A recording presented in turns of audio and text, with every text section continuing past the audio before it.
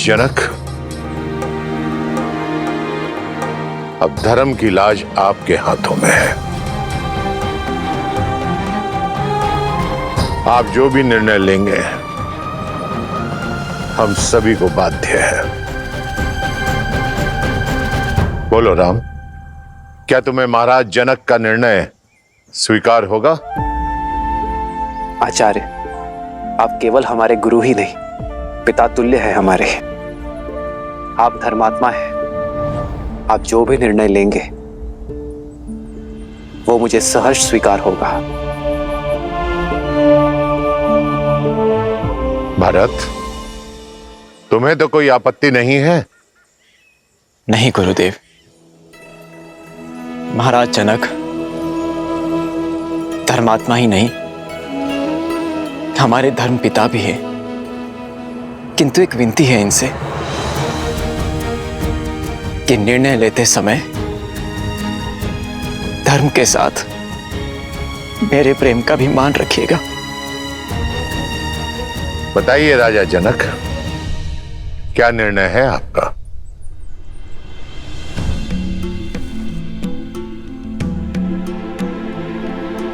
कोई भी निर्णय लेने से पहले मैं अपने सौभाग्य को धन्यवाद देता हूं कि मुझे इस धर्म सभा में उपस्थित होने का अवसर मिला।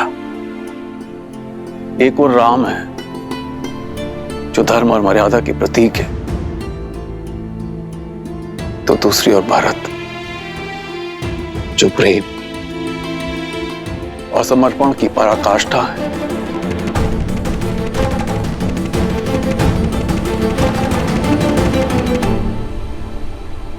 हे महादेव, ये निर्णय कठिन है। मुझे सद्बुद्धि देना, प्रेरणा देना, ताकि मैं उचित निर्णय ले सकूं। हर हर महादेव।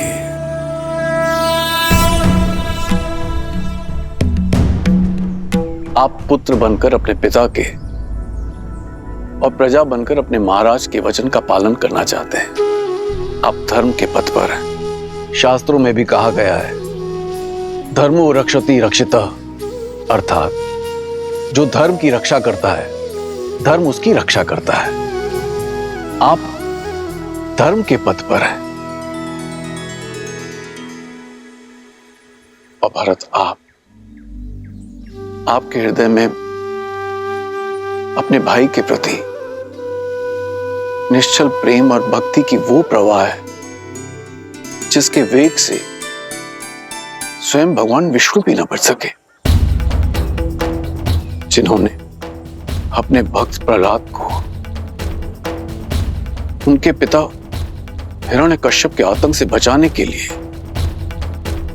अपनी माता के गर्भ से जन्म लेने की भी प्रतीक्षा नहीं की और सृष्टि के सारे नियमों को तोड़कर एक स्तंभ से नरसिंह के रूप में अवतरित होकर अपने भक्त प्रहलाद की रक्षा की।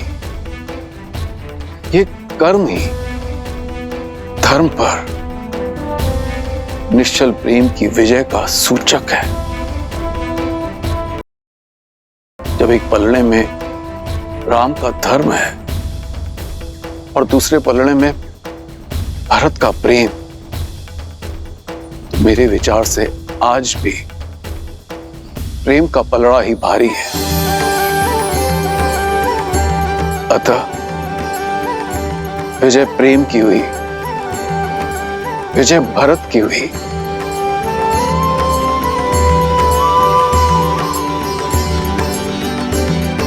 भैया को अयोध्या ले जा सकता हूं,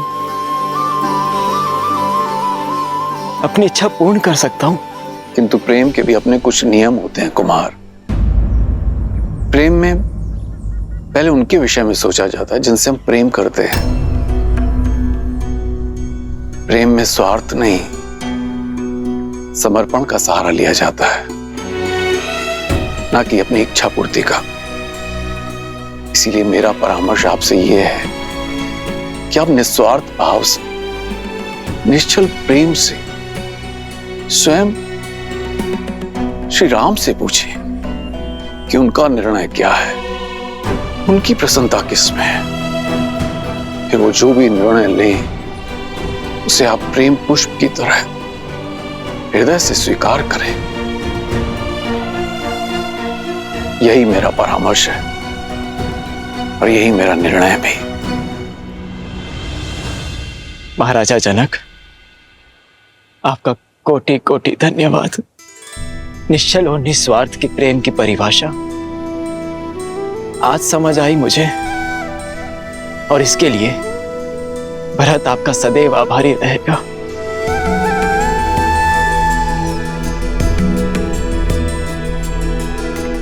अब तक तो केवल अपने कर्तव्य और कीर्ति की समझ थी मुझे, किंतु उचित और अनुचित का बोध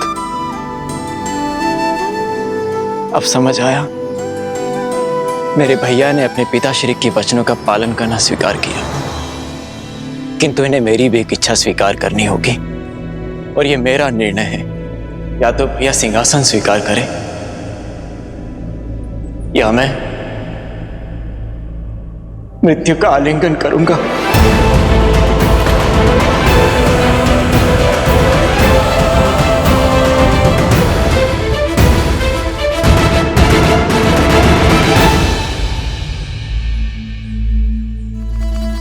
तुम्हारे प्रेम के वेग ने मुझे भी बहा दिया है भरत। तुम मुझे अयोध्या के राज सिंहासन पर बैठते देखना चाहते हो ना, तो वही सही। तुम्हारी प्रसन्नता के लिए मुझे वो भी स्वीकार है। सच भैया? हाँ भरत, किंतु पिताश्री के वचन को झुठलाने का साहस मुझ में अब भी नहीं है। मुझे 14 वर्ष का वनवास काट कर आने दो भरत।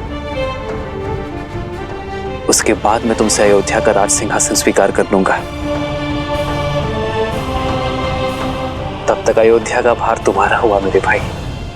आप महान है भैया, आप महान है। आपने अपने धर्म और मेरे प्रेम दोनों का मान रख लिया। कदाचित मेरे लिए इन पापों का यही दंड है कि 14 वर्षों तक आपके वियोग की असहनीय पीड़ा को मुझे सहना होगा भैया।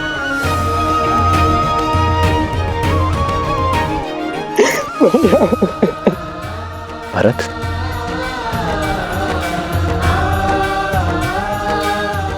क्या हृदय भी कभी शरीर से भिन्न होता है भरत?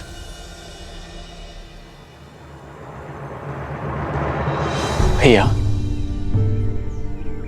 आप जो कह रहे हैं वो सब स्वीकार है मुझे, परंतु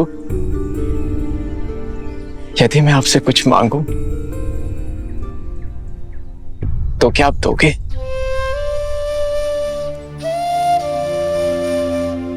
मेरे प्रिय भरत के लिए तो मेरे प्राण भी न्यौछावर है।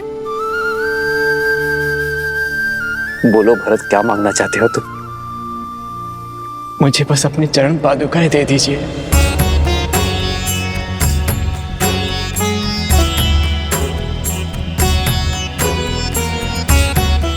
अयोध्या का राज्य भार बहुत बड़ा है भैया, और जिस सिंहासन पर मेरे भैया राम का अधिकार हो, उस सिंहासन पर बैठने का मैं दुस्साहस नहीं कर सकता। अयोध्या और अयोध्या का राज सिंहासन आपकी प्रतीक्षा करेंगे।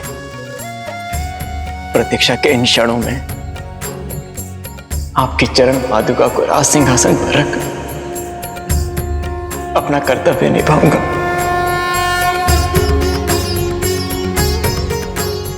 आपके पग धर्म के पथ पर है,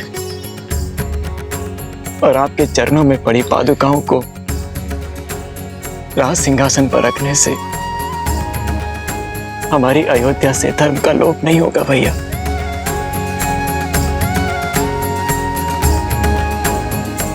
भरत, तुम्हारा ये भ्रातृ प्रेम अमर रहेगा।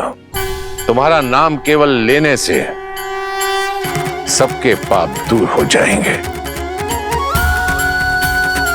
उनके मन से द्वेष, ईर्ष्या और लोभ की भावना हमेशा हमेशा के लिए समाप्त हो जाएगी।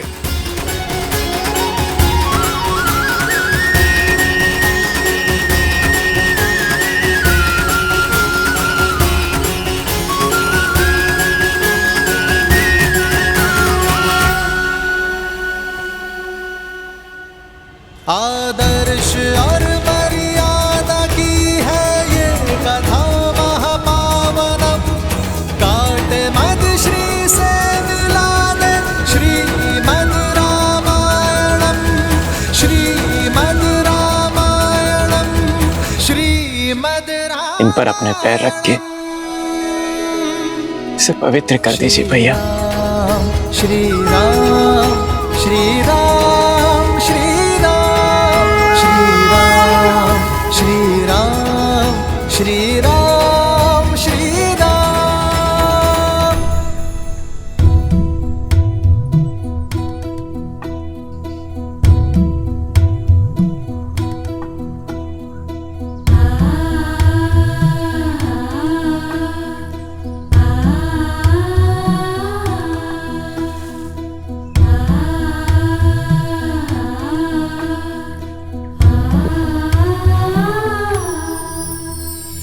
राम भक्त ले चला रे राम की निशानी, राम भक्त ले चला रे राम की निशानी।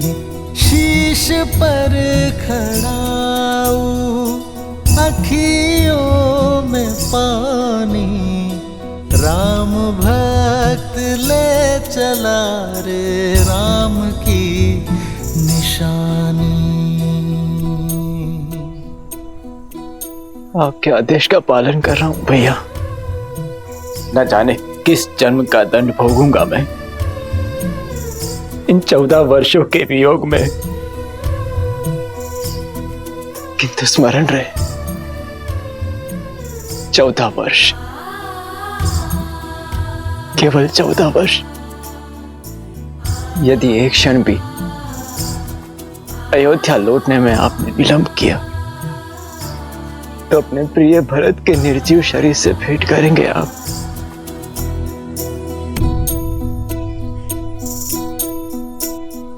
शीश खड़ाऊ ले चला ऐसे राम सिया जी संग हो जैसे। शीश खड़ाऊ ले चला ऐसे राम सिया जी संग हो जैसे। अब इनकी छाँव में रहेगी राजधानी, राम भक्त ले चला रे राम की निशानी, राम भक्त ले चला रे राम की निशानी।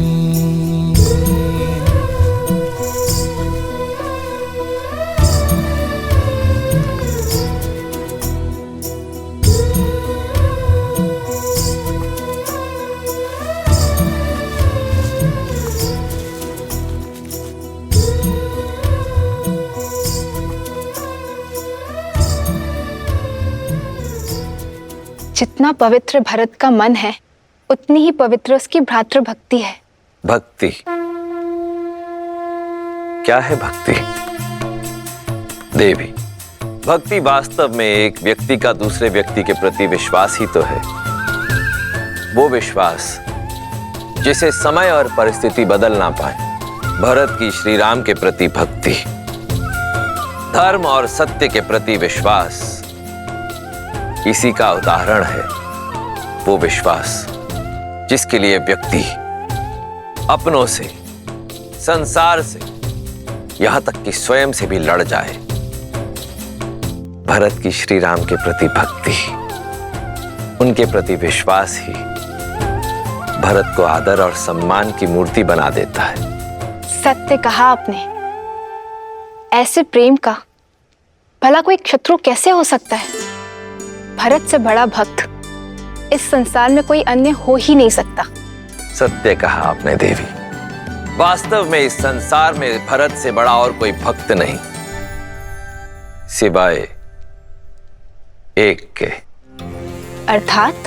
अर्थात जहां एक और भरत ने श्री राम की सेवा के लिए अपना समस्त जन्म दिया, वहीं कोई और भी था जिसने केवल श्री राम की सेवा के लिए जन्म लिया, जो भक्ति में भरत से कम नहीं था और बल और साहस में इस ब्रह्मांड में अद्वितीय था।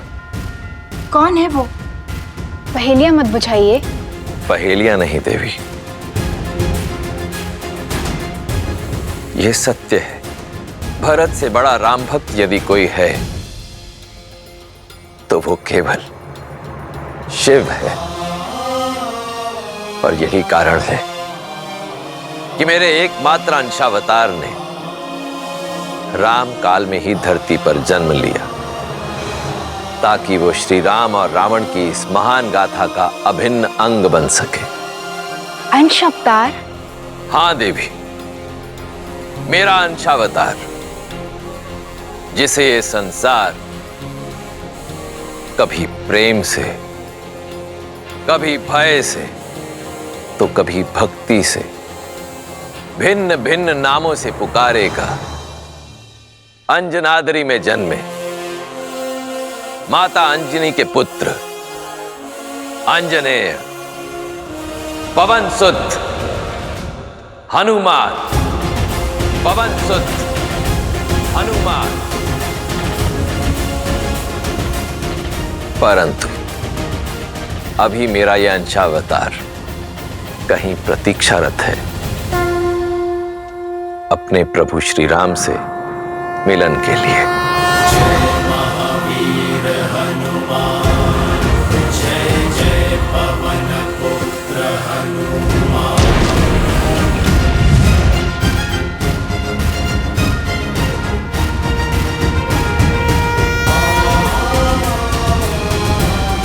राम राम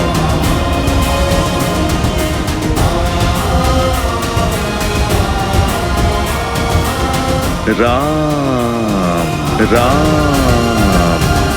बजरंग बली हनुमान, जय जय महाबली हनुमान।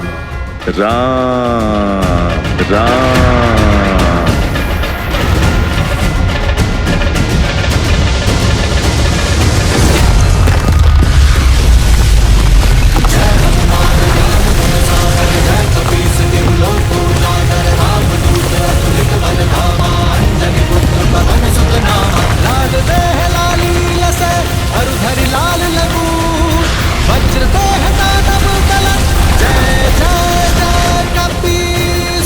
लगता है कोई भूचाल आया है। ये महाराज सुग्रीव के सेनापति हनुमान किसी भूचाल से कम है क्या? राम राम। श्री राम। लगता है अपना सुध खो बैठे हैं हनुमान जी। राम नाम के किसी मनुष्य को अपना आराध्य मान चुके हैं। राम राम। और ये एकांत में कर क्या रहे हैं?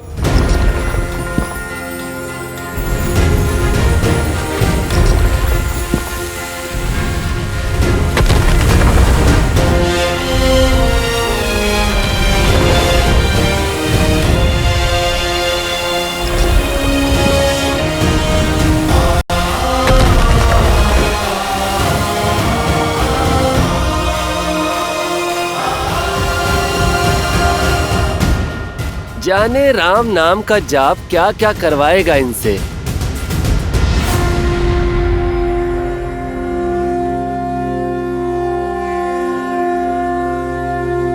राम राम। श्री गुरु चरण सरोज रज, सुधारी बरनौ रघुबर बिमल जसु जो दायक फाल जारी।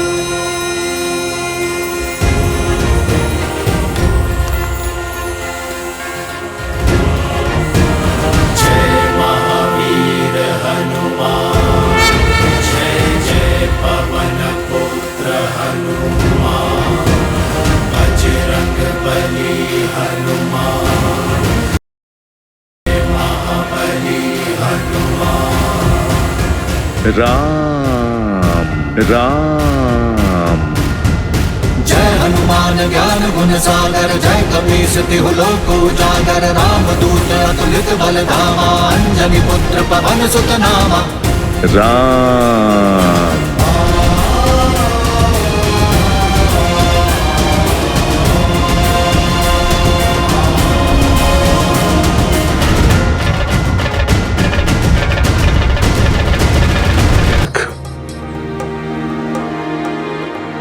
अब धर्म की लाज आपके हाथों में है। आप जो भी निर्णय लेंगे हम सभी को बाध्य है। बोलो राम, क्या तुम्हें महाराज जनक का निर्णय स्वीकार होगा? आचार्य, आप केवल हमारे गुरु ही नहीं, पिता तुल्य है हमारे। आप धर्मात्मा हैं। आप जो भी निर्णय लेंगे वो मुझे सहर्ष स्वीकार होगा। भरत, तुम्हें तो कोई आपत्ति नहीं है? नहीं गुरुदेव, महाराज जनक धर्मात्मा ही नहीं, हमारे धर्म पिता भी है। किंतु एक विनती है इनसे कि निर्णय लेते समय धर्म के साथ मेरे प्रेम का भी मान रखिएगा। बताइए राजा जनक, क्या निर्णय है आपका?